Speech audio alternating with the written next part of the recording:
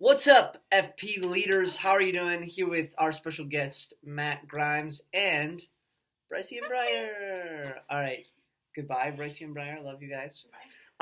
So Matt is in this video because he's teaching this week, so it should be fun. We're starting a new series called James. So Matt, what we do in this video is you just kind of give us the premise of what you're talking about tonight, maybe main points, and anything that might be valuable to leaders to know as they go into small groups tonight. So, what you got for us? Great. So we're jumping into James chapter 2. We're going to be looking at really about verse 14 through 27-ish, somewhere in there. And really trying to answer the question, what is real faith? What does real faith look like? And for James, he really unpacks that and says that true faith is going to always lead to action. And so where a person would say that, hey, I've got faith in Jesus, I believe in Jesus, but yet there's no action that validates that faith, then James is going to question whether or not that faith is actually legitimate. And so he's going to give us some warnings about faith without actions that, there's specifically 3 of those. The first is that faith without action is useless. And then he goes on to say that faith without action cannot save you. And we're going to spend some time just really unpacking why is it that James would say that if I claim to have faith, but yet I have no action, that can't save me, that somehow my faith isn't justified. And what I would point back to is that, yes, for salvation, all you need is faith, but at the core of faith is action. And so if there is no action, there is no faith. And if there is no faith, then there is no salvation.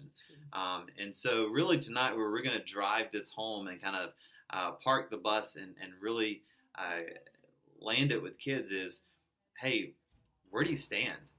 When you look at your life, when you evaluate your life, do you see action? If you claim to have faith, are there works that validate your claim to faith? And if the answer is no, then James is pretty in your face that you don't have faith. And really my prayer throughout today and the week leading up to this has really been, God, open people's eyes.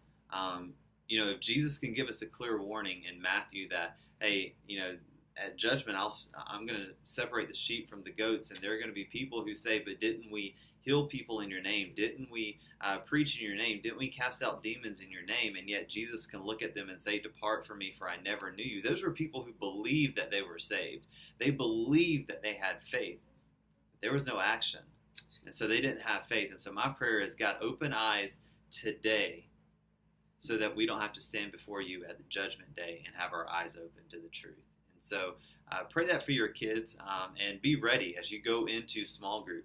Recognize that your students some of them are going to come in with lots of questions. Some of them believing up until tonight that, man, they thought they had it, that it was just belief and that was enough. But they're probably going to have questions and want you to unpack that. And the thing that I would really want to remind you is we're not saying, and Paul is not saying, that it's faith plus works is what saves you. It's that your works validate your faith. Salvation is by faith alone.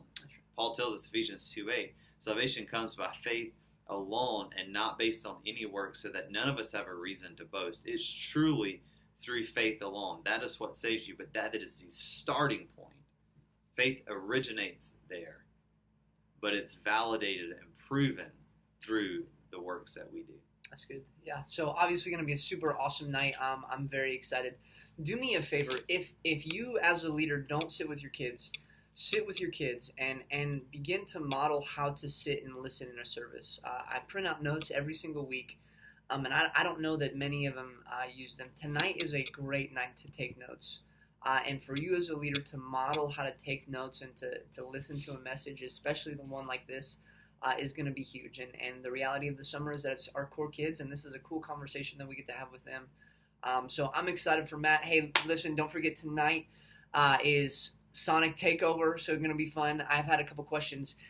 No, you cannot walk to Sonic, and neither can your students. I do not want to have the, hey, your kid got hit by a car conversation with any parents. So if they can't drive there, they can't go.